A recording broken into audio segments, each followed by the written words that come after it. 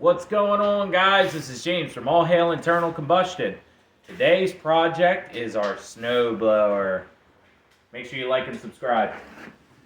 This I got for free. I just had to do some tune-up work to it. We put new tires and inner tubes on it. It's had a fuel leak. I used it last year with a fuel leak. It just kind of dripped fuel, but I was able to get everything done before all the fuel leaked out. I figured there was enough snow around to put a fire out, so I could just throw the snow on top of the fire and it'd be okay. Anyway, we're actually going to fix it. The float bowl is, I'm pretty sure the float is set too high in the carburetor, so it drips. And I think the fuel line's compromised, at least the fuel filter is, so we'll test that. I already pulled the fuel tank off in this cover, and I said, you know what? I need to get a video on this, you know, tuning up the snowblower. The only other thing too is that this thing's kind of hard to spin, you know, and if you've ever used a snowblower, this is pretty important, this chute, to be able to kick it left or right. So we're gonna and shoot it on your neighbor's car and in their driveway. Yeah, that's the idea. We'd need a pretty big snowblower to shoot it into our neighbor's yard though. Anyway, so we're gonna throw some grease at this thing and clean this thing up with some new fuel line, and yeah, we're gonna get underway here. I'm gonna start by testing the fuel line out. So we'll get set up and get right back with you. So I just grabbed the fuel tank here and hooked it up. I'm not getting any leaks from the petcock area, but as soon as I turn this petcock on, oh, look at it's dripping. I'm sure, I think it's the fuel filter's cracked there. So there's our first leak. I'm pretty sure that's leaking all down the line. And that might even be causing our leak over here. Don't you love how they put the fuel line inside the engine case? That's great. Wait a second, what the hell is this? There's a screw with a spring on it, and that thing is leaking like crazy. Oh no. Alright, well, we're going to see what that's all about, too. Oh, we got our standard sockets for this because this thing's actually, I think, almost 15 years old, so everything should still be standard sockets on here. Oh, this is a Simplicity. Obviously a Briggs & Stratton motor.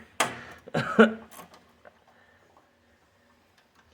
don't know if it's actually a Briggs, but it's a Briggs clone at the very least. It's a Friggs and Bratton. That's it.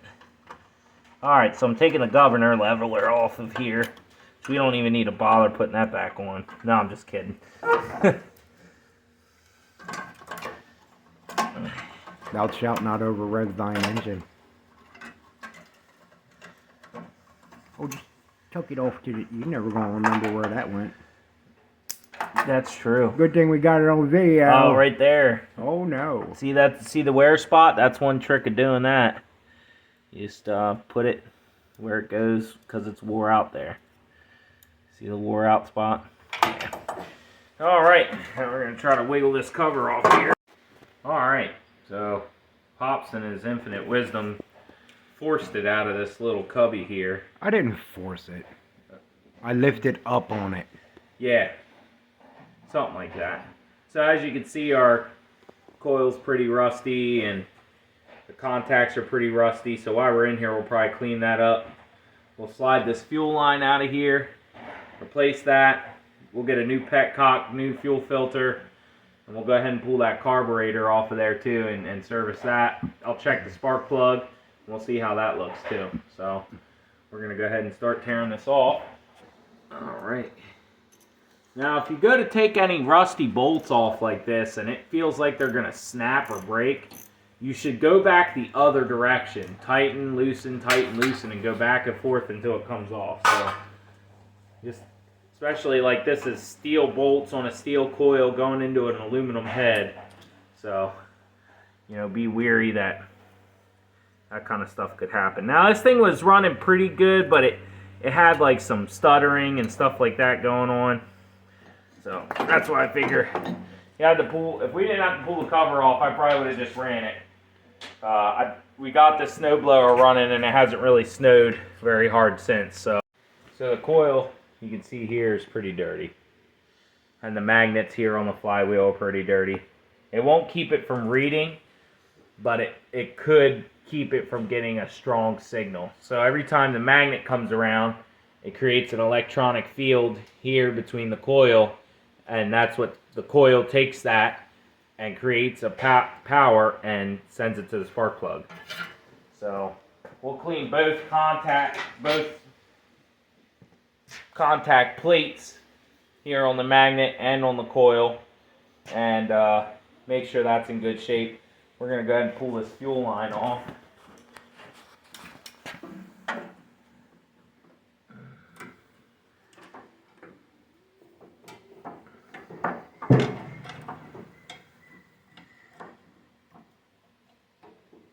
Not really worried. I'm not trying to save this hose, so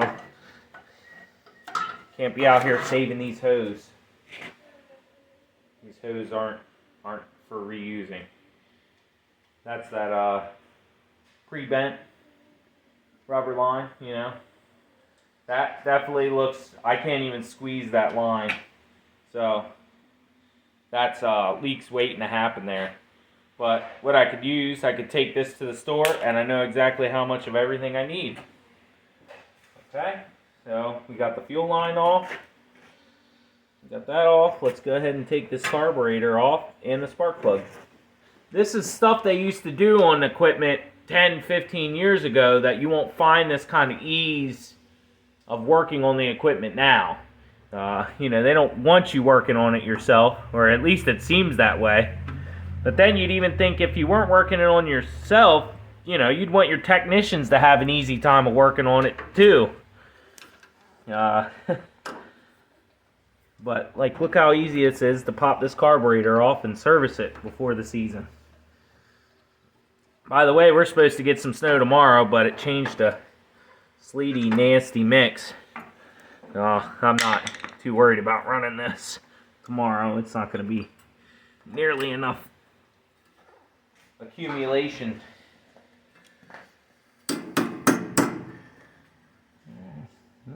Somebody done glued that carburetor on there. Okay. Now we got a rod hooked up top here. So it's gonna mark that hole. Just like that. Then I know where that went. This goes in our clean pile. Another thing, this was just sitting on top of the flywheel. That's our primer hose. So, you know, the primer wasn't really working too good. But this thing would fire up, obviously, without the primer going. Another thing I'm going to do, just in case it's a few days until I get to put this back on. Circle the hole that rod went into. Bam, just like that.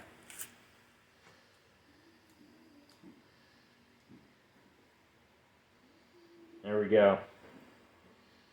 This is the governor.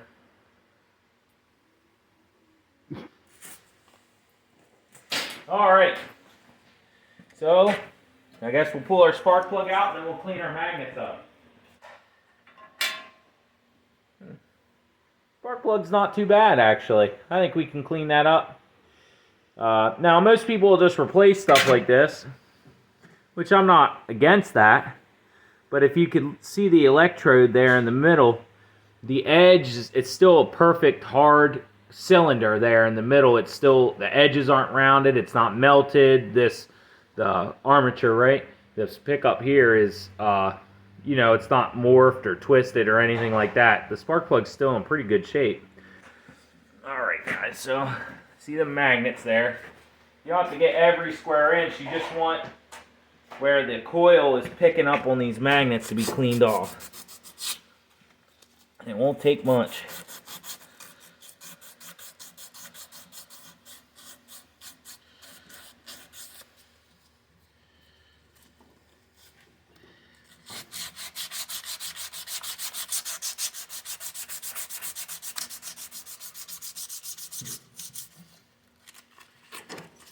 And once you start to see that raw metal again, that's how you know you're getting down there into the good stuff.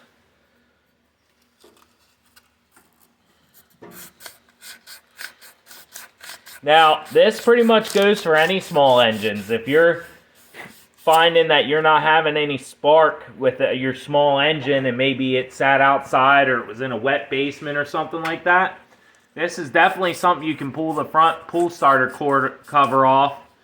Don't pull the cord cover off separate from the main cover. Pull the whole thing off together like we did. Pull the cord cover off and something's a little wacky or broken in there, that thing will fly apart and you'll have fun putting that back together. So avoid taking the pull string off if you don't have to. Pull the whole cover. But this could be an issue why it won't start. If these get too nasty, or even I've seen where the coil built so much material that it's riding too close to the flywheel and it won't send a signal anymore. So here we are, bench grinder, wire wheel. Now you notice these are stacked up plates of steel. So when you're, cleaning these up, stay with the grain. And I mean, look, it's kind of in a wheel pattern. Oh, we gotta plug that in. We haven't fully set up the shop yet. So.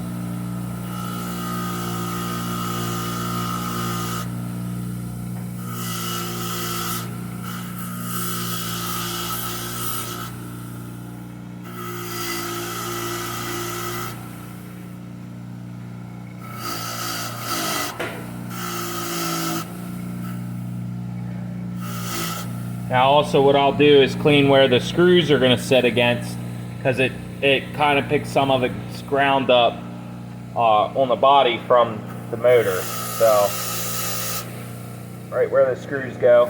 I mean, you can clean the whole thing off if you want. It's just going to get rusty again. So I just do where it's a necessity. Really won't take long to clean the whole thing up anyway. Now, I don't bother getting around the wire because I don't want to mess it up. So now we almost need a new wire wheel. It keeps shooting wires at me.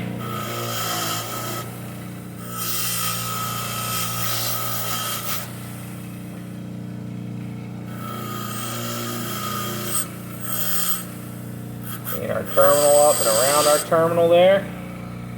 Alright, I'm not going to get in there because I could end up taking some of this material out and making it not waterproof anymore. So what's important is these pads right here and where the screws go in. Now when we gap it, we'll gap this part to the magnet. You put your feeler gauge in, you put this down on top of it, you bolt it in, tighten it down, then pull your feeler gauge out. We'll show you how to take care of that. So we gotta do the spark plug. now the spark plug, we've seen some other people clean their plugs by using the torch method and cleaning it out. Looks like it works really well. I've been cleaning spark plugs for small engines here on the wire wheel since I was probably about 4 or 5 years old. So we're gonna do it that way. Now I don't ram the center into the wire wheel. I kind of just let the wires towards the outside of the wheel clean it up, you know. You don't want to beat that center electrode up too much. So get in there like that, clean them threads up real good. That's important. And that thing won't gum up. And usually I just hit the metal is dirty or rusty, I'll hit that. And then sometimes you'll get like a little bit of oil burning around here. You can even just lightly hit this on the wire wheel as well, and it'll clean that porcelain ceramic up there. So the plug's pretty clean, so we'll make sure your contact up top's nice and clean too. So there's our ignition system taken care of. We'll check the gap on the plug as well when we go to gap the coil. Alright, so our carburetor here, I don't know if this is like a bleed off or what, but we'll find out in a minute. yeah, we're gonna go ahead and take it apart. Okay.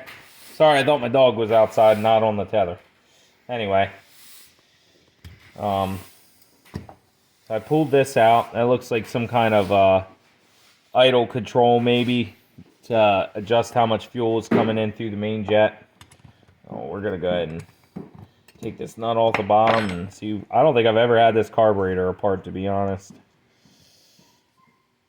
So, okay.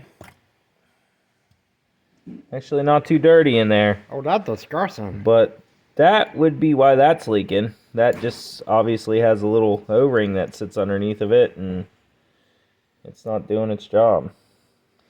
Let's see if we could get this guy out of here. I would say that we could pull our float out and check all that, but I'm saying that our float height's probably good. And looks like that came out.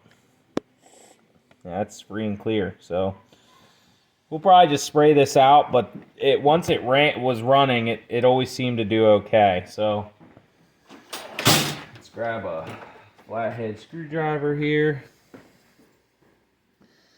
and try to pop this guy off of here.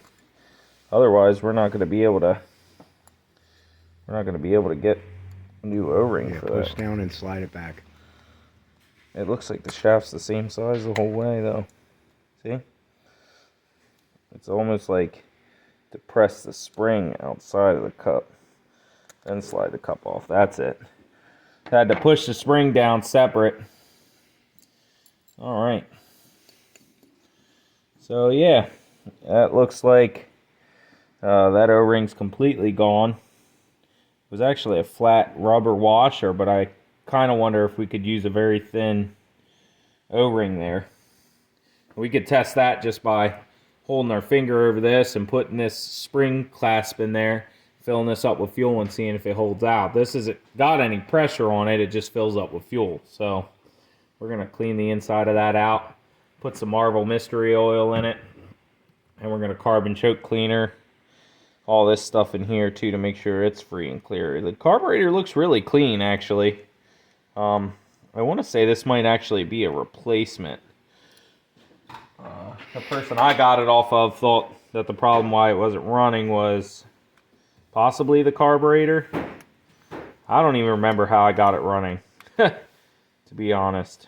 I think it kind of ran, had fuel leaks, needed new tires. The axles were seized, remember? Oh man, that was a pain. The rims were seized to the axle. So we're going to take this primer hose to the store as well and get replacements for that. Get this.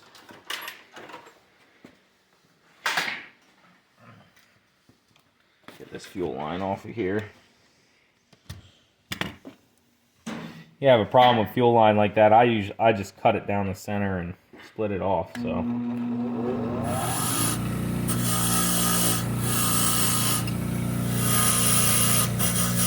the barb fitting was really rusty and corroded, so just cleaning that off. We'll reuse that gasket or we'll make a new one. We're gonna make a new one because most of it's still on the engine. Okay. So this is the choke. I don't know where the air cleaner is to this. I don't remember. But yeah, you grab some carbon choke cleaner. Let's clean that guy out. I'd really like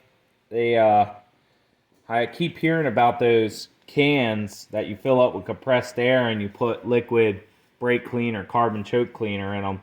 I really want to try those out. I've been hearing about them for a long time. But anyway, if you guys know of any good companies, let us know in the comments. That's good. That's fuel delivery into the carburetor. That's good. Thumbs up. All right, let's get this main passage in here. All right, we got fuel coming out of the top of the carburetor. This is the primer right here. Fuel's coming through there, even though that's supposed to be air. Thumbs up. All right, let's just give the outside a good dousing. Clean it up real nice. All right. Okay. So let's clean the inside of this thing up here. Yeah, there we go.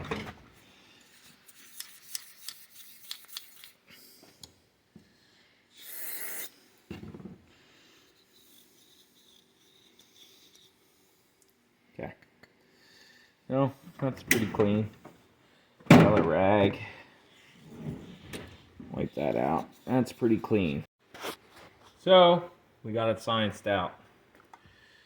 My dad found this piece of soft rubber line with some cheap Dremel tools we have. And we cut a very thin sliver. So thin that I think the other side exploded and flew away. Anyway, and we got it down in there. Fits nice. And I'll give you a little test here. So, a little bit was for me, but as you can see, it's not leaking anymore. Not leaking, and you can still get the boop boop and bleed the bowl out. So, I'd say we're good on that. So let's go ahead and move forward, put our carburetor back together. Then all we need to do is get our fuel line, and so I'm going to put Marvel Mystery Oil in this because it keeps everything, it seals everything up and keeps it from corroding. Pour it all in here.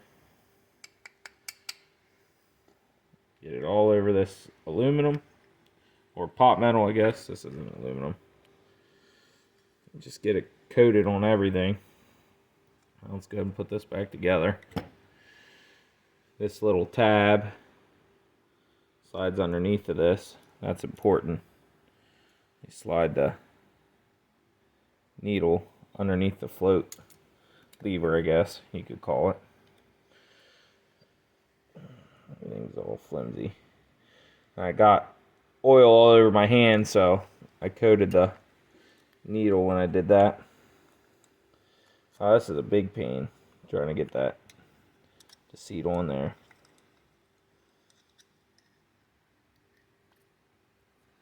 That was a nice sound. Alright, kind of hanging off of the float there.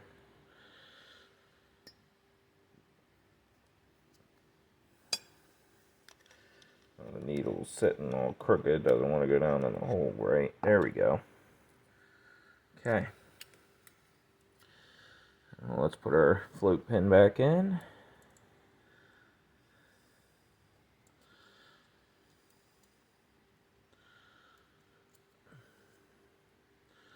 Okay, so that is that part. Put the hole back on. Also got oil all over my hands. Coat the threads. It's got marble in it too. So I thread backwards, especially being brass. I thread backwards. Got it locked on there. 7/16. Oh, that's a ratchet wrench that doesn't work. Snug that down. Oh, there's a spring on there. Okay, put my spring back on. I'm guessing that this is some kind of idle or throttle adjustment. I'll just turn it all the way in. We know to mess with that. So let's go ahead. We're going to make a new gasket for this. So we'll go ahead and do that now so we have it. So what you can do is we usually use cardboard boxes like cereal box or something like that. So let me go. Oh, actually, here's some stuff right here.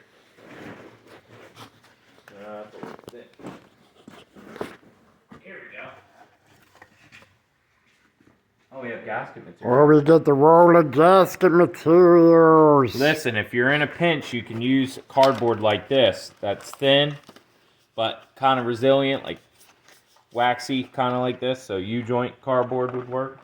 Or if you got an old Foghat album sitting around, or maybe some Chicago, I suggest you use those. Just don't mess with the Led Zeppelin albums.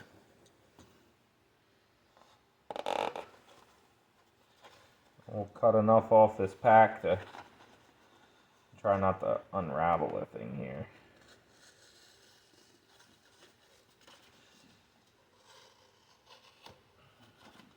Oh, let's hope my eyeball's big enough.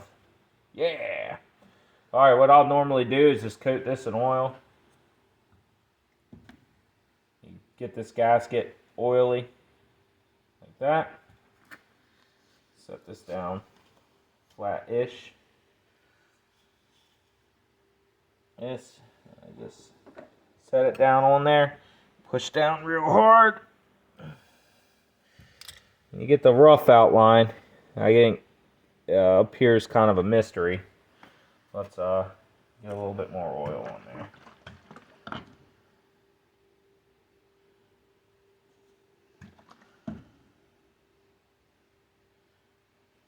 Since I did this side already, I'm probably I'll flip it over and do the other side instead. I'm gonna rock it back and forth a little bit too. I think my table's a little, look at that. Beautiful. That's beautiful. Now, obviously, the inside hole is the most important. You know, you want to gasket match that so you're getting maximum performance out of your snowblower. You know, Yeah, knock it off. Or You I'll wanna let be- swap the snowblower. You want to be pulling wheelies while you're blowing snow on other people's cars. So, usually on the outside, and a real useful tool for this, like, of course, the sharp razor blade's nice, but X-Acto knives are great for this. They work out really great. So anyway, yeah, like I said, the outside, you know, it doesn't need to be perfect. Not by any means. It's not going to make any difference. Now, obviously, if you got yourself a snow blower, a show blower, you know, you want to make sure that gasket's looking nice. So the inside circle can be tough sometimes. You want to take your time, because sometimes if you pull too hard, like you get hung up on something, you'll cut your gasket. Meaning, cut your gasket. I don't know how round this hole's going to be, but it'll be fairly round. Alright, let's check our gasket match there. Alright, well, it's not beautiful. It's round enough to let fuel and air through. A trick for the holes, you can drill them, but do we have our homemade punches? On drawer. I gotta find the one that I had modified already. Modify another one. Hey, the world's gonna run out of these, and there ain't gonna be none left. And you're gonna be like, "Oh, I wish we didn't waste them." Yeah, just turn that one up. So, trick here, we use the hardened steel brake line like this. Put a nice sharpened edge on it, and you can punch your gaskets out.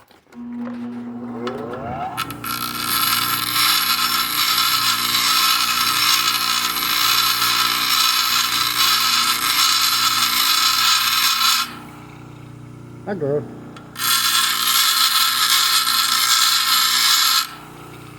You want it to kind of be a little sharp. Then you come over here to your gasket, line up on your holes. Right into the top of that new workbench. Look at that, brothers. Look at that nice punched out hole for the gasket. And you just leave your old gasket in there to remind you how many gaskets you punched out. Alright. Look at that. Two nice holes. Okay, we're reinstalling the carburetor.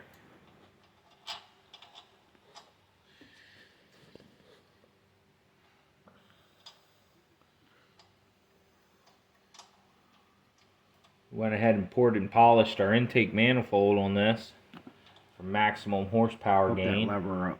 Oh yeah. Yeah, you always gotta remember these levers. You can't hook them up after the fact. Uh-oh.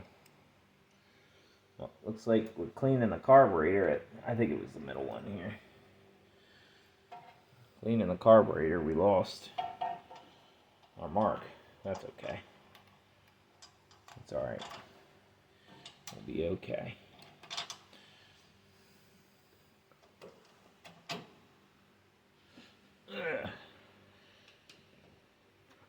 nut in place.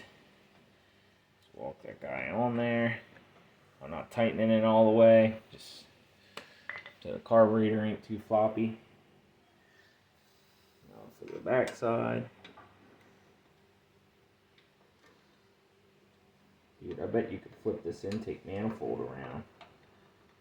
Stuff would be sticking up in the air all crazy. Alright, there's our carburetor and carburetor gasket put back on. I say, there we go. One thing I kind of forgot to do that, it's not too late, but I'm not too worried about it. I'll make another gasket. If you want to preserve your gaskets, if you coat them in a little bit of oil before you put them on, it'll kind of preserve them a little bit better. If you make one out of cardboard, don't saturate it in oil. Remember I said earlier that generally you have shimmies underneath of your, you have gap in between the coil and the magnet. So we're going to use 2 pieces of gasket material, because it's about the thickness of a matchbook. We're gonna go ahead and get this guy hooked up. Yeah, where'd that wire go? Oh, that's hooked to the governor, isn't it? Yep. We can plug that in afterwards. Yep. So, I'm gonna have to see how this thing's gonna sit on here. I don't know if both of the side pickups look like they'll sit on there. So usually you could pick this up and put paper or your spacer underneath of it, like so.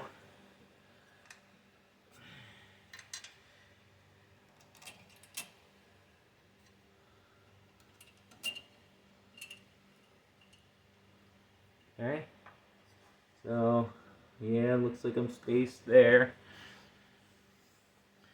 It looks like we're a little bit off over on this pedestal here. Over there. There.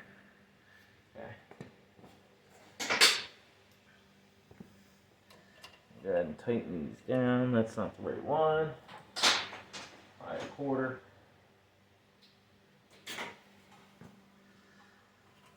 Yep, 1/4 inch.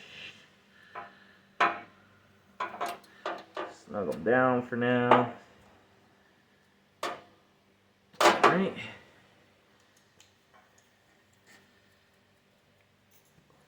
Ratchet them down.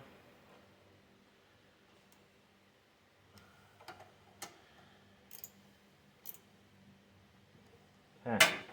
And pull your gappers out. Should be a little bit of resistance coming off. And then when you look over here, if you get in here, you can see there's a little bit of an air gap behind the, up a little bit. There's a little bit of a gap there.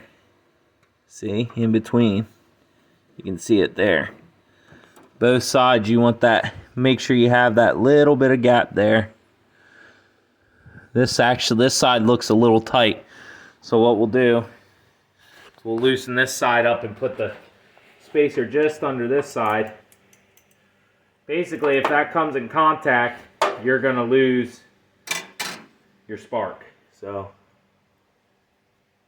or if you hit it too hard when you're cranking it, you can actually break your coil. I knew there was a word they made for it. alright, so I had to force it up a little bit. So now I'm forcing it back down because the other side's tight. I'll put this, tighten that down. Pull this out. Check our gap again. A little bit of gap on that side. A little bit of gap on that side. That's what we're looking for. So that's in place. Double check, make sure your bolts are nice and tight. go. Get our spark plug back in.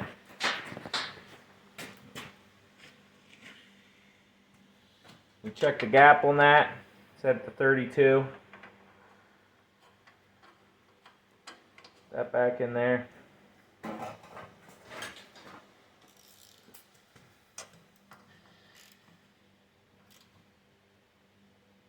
Make sure you always tighten your spark plugs down. If it's a new spark plug, you'll feel it get tight and then loose a little bit again.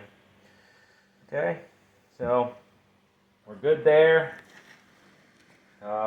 Everything's in place.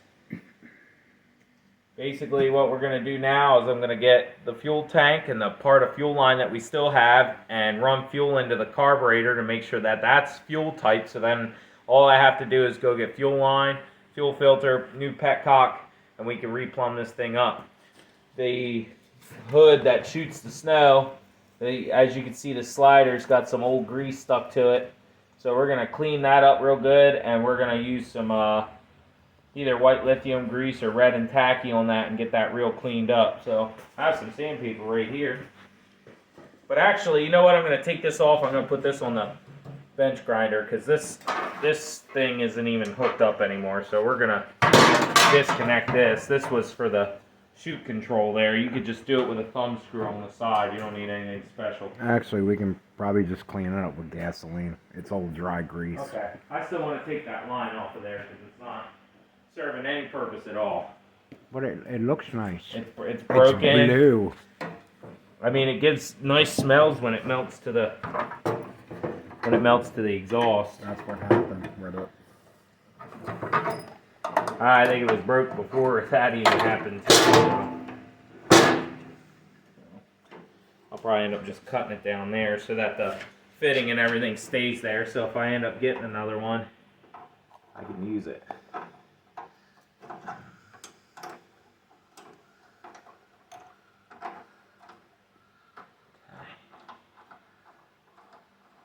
All right, now you know what we can put there now. We can mount our cup holder there so that we can, you know, stay hydrated while we're blowing snow. All right. I'm just gonna cut this cable off so I can keep these fittings and stuff on there if I ever happen to get a replacement cable, but I probably won't. So I cleaned the flange up here with gasoline and got all that old stuff off of there. I cleaned this up, got all that old stuff out, got all the old grease out of here, out of these pieces. So we're gonna grease that plate up, grease this plate up, put some white lithium grease in these pockets with these springs here, and reassemble everything and hope that it works nice and smooth. So pour some white lithium grease in there, and that'll kind of help keep these springy plates in place as well. Putting some grease on it, it'll help keep them in place while we're bolting everything together. So just like that. Get all three of them set up like that.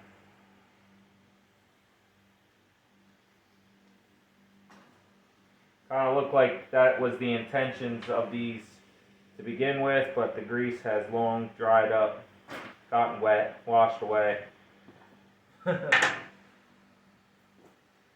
Considering how much wear and tear is on this snowblower, I really don't think it was used that often. I think the guy said he bought it and it sat for a couple years because it didn't really snow. That's how it is in Pennsylvania. If you buy a snowblower, it won't snow ever again. It's unfortunate. I have this because I don't want to shovel the snow. So get a snowblower and then you don't have to worry about it. But I like the snow. I love the snow. I snowboarding for years. And well, I just like the snow. Doesn't bother me at all. I sit in the house and drink coffee and scowl out the window at the snow. I've had 50 winters. I'm done. I hadn't seen some monstrous snowstorms too. Yeah, it used to snow like, I remember like a 3-foot snowstorm back when I was a kid, but that's when, you know, woolly mammoths walked the earth and polar bears came out and attacked us. We didn't know what to do.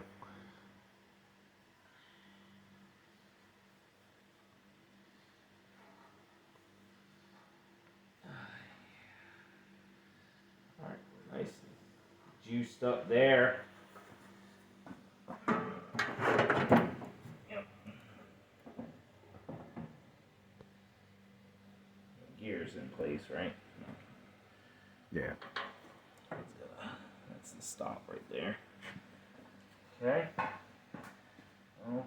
Hey, don't point that at me. Put these clippy thingies back on.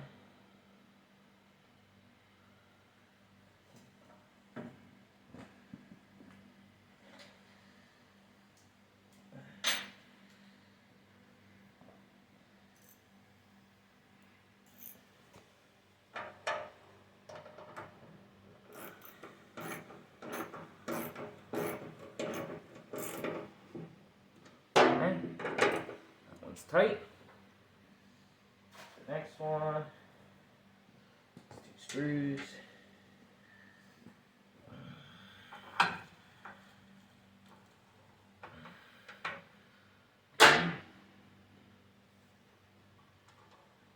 I have the shroud and stuff for the belts. I just never put it back on. I'm a kind of guy that buys a grinder and takes the guard off and throws it in the trash. Well, we know to keep our hands and feet out of the belts. I mean, you know, it's kind of common sense. And we don't let the kids ride the snowblower, so it's all good. Yeah, those little plastic covers, they were pretty flimsy, and you know, when you're working on it or having to deal with the belts, they're just a pain. So I want to say that I might not even have them anymore. They might just be in the trash. Other way. It needs to go around. Yeah, there we go. Yep. Yep, that's good. Alright, now we'll get the last one in there. See how smooth this thing is after this.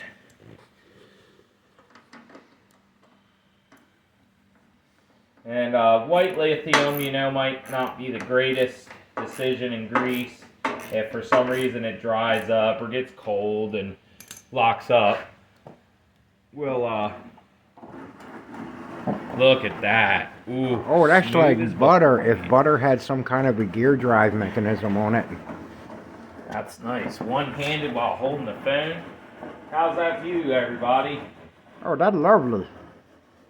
That's a thumbs up right there. Snow chute moving nice and smooth.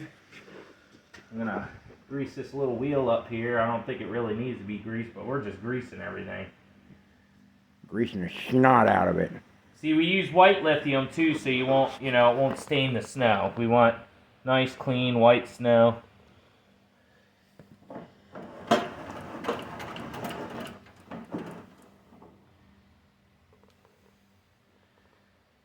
Yeah, this is why I don't let him grease my door hinges.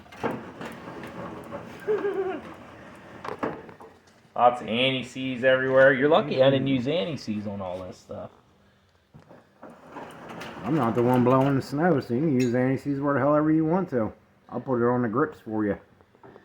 Well, that's kind of counterproductive. All right. So, I think our snow blower's about ready. We'll get some fuel line, fuel filter, petcock. We'll get it running. We'll get back with you. We're back to our snowblower project here. We're gonna got some fuel line, fuel filter, petcock, get everything hooked up. So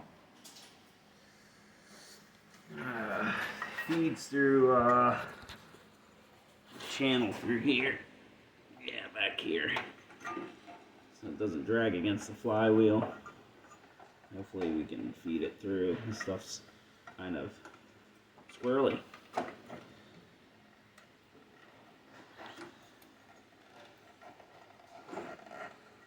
Ooh.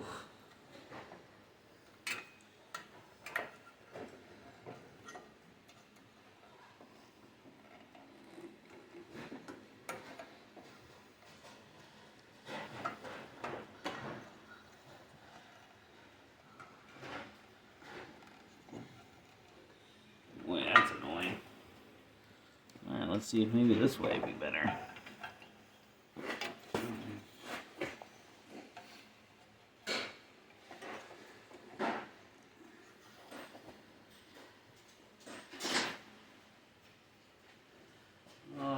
Phillips a driver. That should get us through. Alright.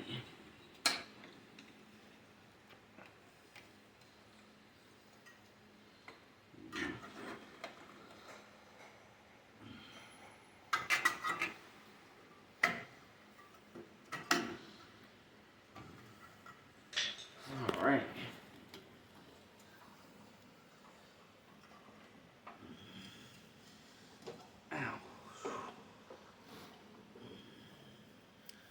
Interested, not wasting a whole bunch. Feed it all the way through. I'm feeding it all the way through so that I can hook it right up the carburetor. Not waste any.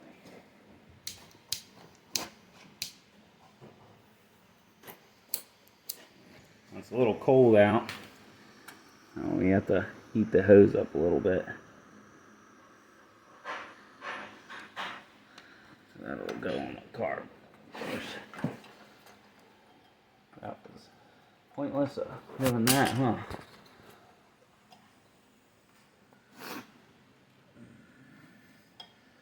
Yeah. Pliers are on the floor. For what? If you need to push it on. No, that's good.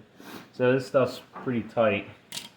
I find with this, a lot of this fuel line, you don't even need clamps. You can put one on if you want, but alright, there we go. We have our line ran behind our cover. We'll just put this up here, and we have our line for our primer. It needs to be heated up. It goes right on this guy. Primer's on the cover. There we go. So now we can install our cover.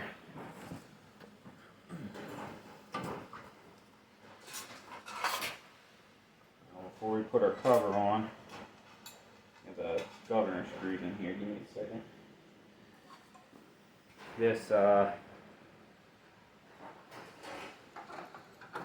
guy plugs into this ignition coil. That's important. Remember that. Or you won't cut it off. I'm not sure where this went. Is it up here? I don't know. We'll figure that out. I think it comes out through here. Alright, let's get this back on here. Oh, another thing to remember is our primer. We gotta put our primer on. So, I'm gonna figure out where to put it so it doesn't. That's a bolt hole. Probably through there and up through there, huh? I should have. Or that ain't coming off now. I'm just like, Yeah, that sucks. I had the knife over here, didn't I? there's a razor blade on the floor somewhere that went tink. I got a knife. So, I'm gonna cut this off. There it is. Ow! You wasted 41 cents. Yeah, Lord knows this stuff ain't cheap. We're gonna get our cover. Warm our line up a little bit. Really?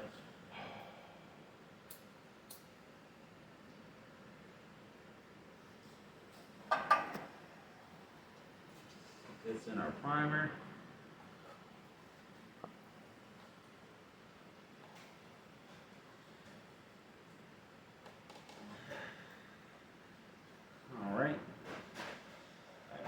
that'll work just coming out the side there.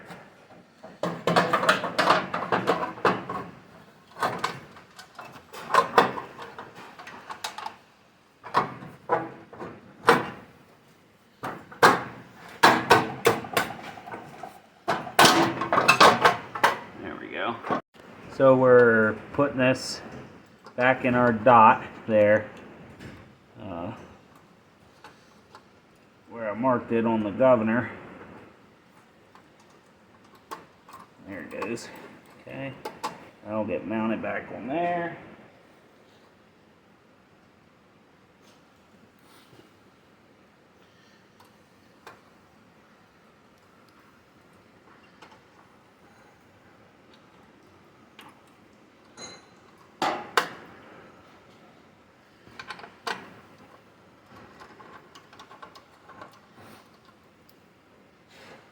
Tagged it up with that anarchy symbol. Now she'll rev real high. Uh-oh. It's just like the real government. It's falling apart.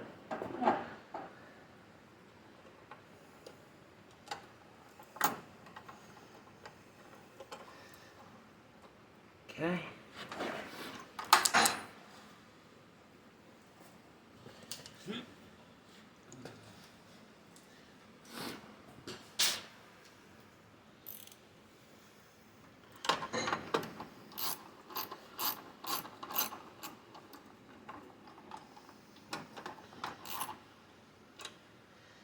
Okay, governor's back on.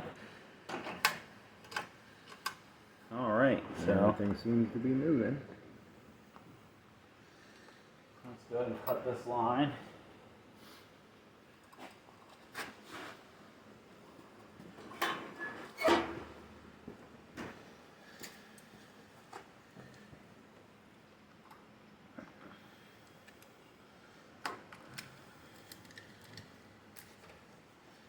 This one's the light.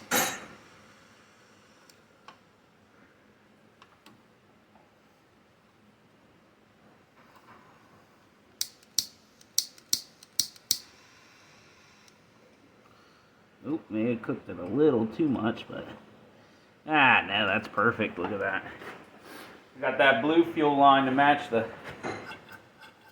Sounds like it's working pretty good.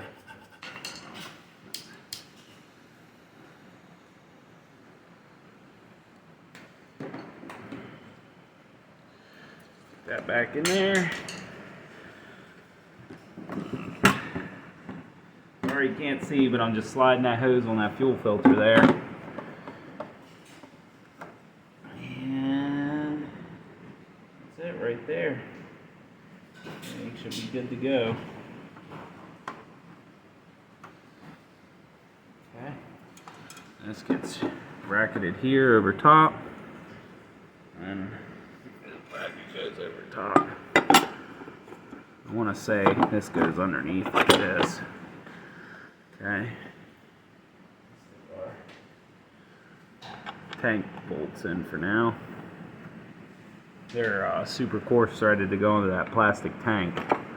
So. Okay. Now. These washers, pull this light off for a second. These washers sat 2 and 2, like that. This goes over top. That. Stick our bolts in. Get everything lined up. There it is. All right.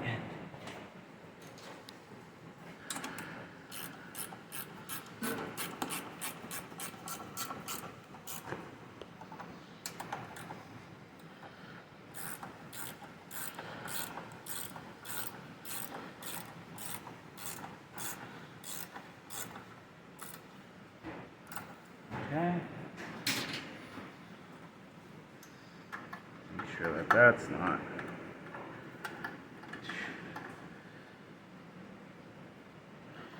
I'll run that out past the choke there. Hope that it doesn't run against the exhaust. I have to figure something out for that. Let's get these guys tightened down here.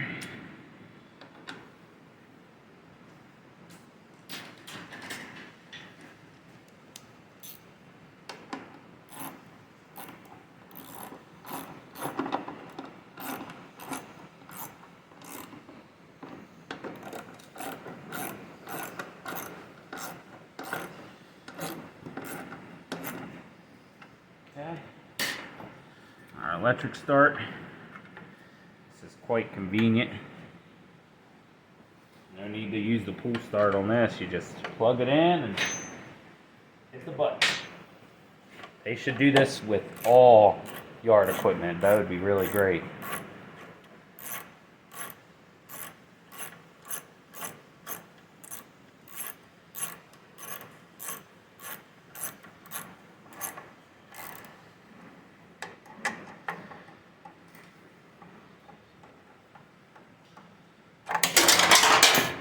Getting crazy with it. Alright. That's good. Now the last thing we need to do is put our chute handler in there. This.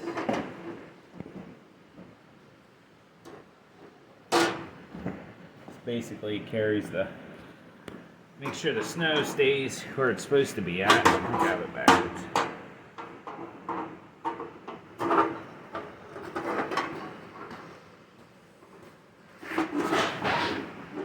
You can see it keeps the snow coming up the chute and not flying out the side, so this is going to be a little difficult. Let me get a small hammer.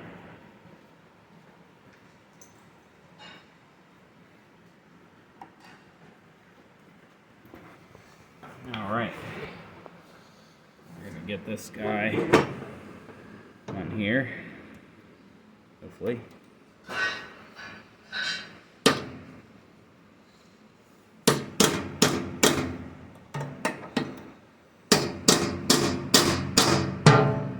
Hopefully that's all the way on. I think so. Yep. Turn the magic lever. That's good. Right there. Perfect.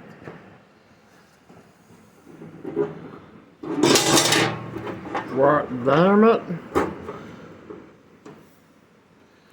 Okay.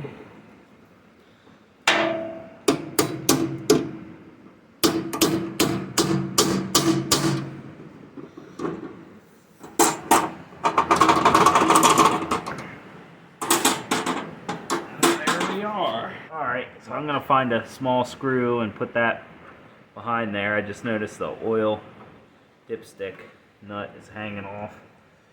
And we need a ground anyway for our super security light, keep people from running us over while we're snow blowing out here in these streets. Snow blowing.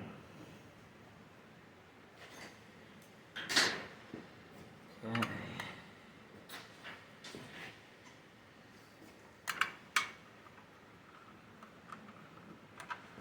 There we go.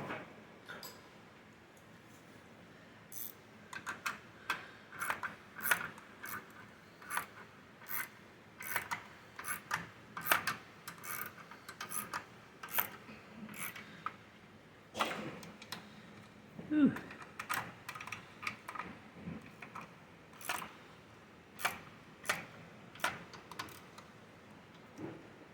All right, nice and tight. Gotta check the oil while we're at it. It's dirty, but Oh, it's, that's medicine. it don't smell burnt. So, yeah, we just need to figure something out. I'm gonna find a screw for this, and I'll be right back. So we're back. I don't remember what I told you I was doing last, but we got everything hooked up. We realized that when we turned the petcock on, that little bleeder we were getting a gasket for, we weren't getting any fuel. So we had to pull the bowl cover back off and adjust the float a little bit. The needle wasn't dropping far enough and wasn't letting fuel in. So we readjusted that and reattached it. We got spark fuel, so we're gonna go ahead and yeah, that little needle. And now it's gonna leak. I told you it was gonna leak. We should just plugged it with a screw. So, yeah, that was exactly why we pulled this thing off of here to begin with. Now it's gonna leak. So I'm gonna pull the bolt cover off, and that's getting plugged with a bolt. But I'm sure it'll fire right up now.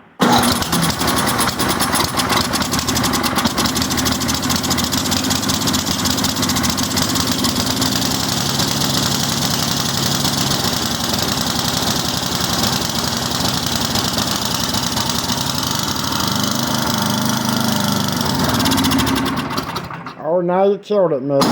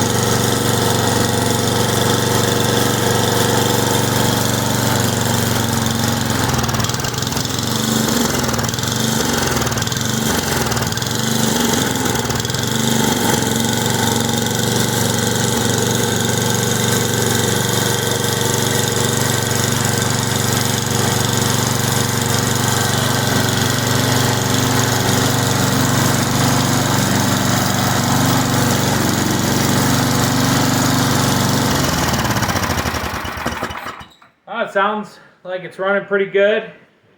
We got our flapper put back in, put our caps on. We greased all that stuff up.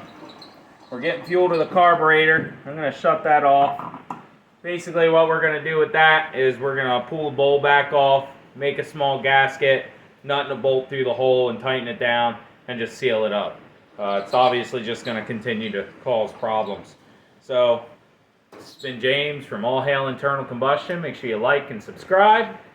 And maybe we'll get you a little video, a little YouTube short of us throwing some snow if it'll ever snow here again. I'm sure once we got the snow blower going, it's probably never going to snow here again. So anyway, until next time, thanks for watching.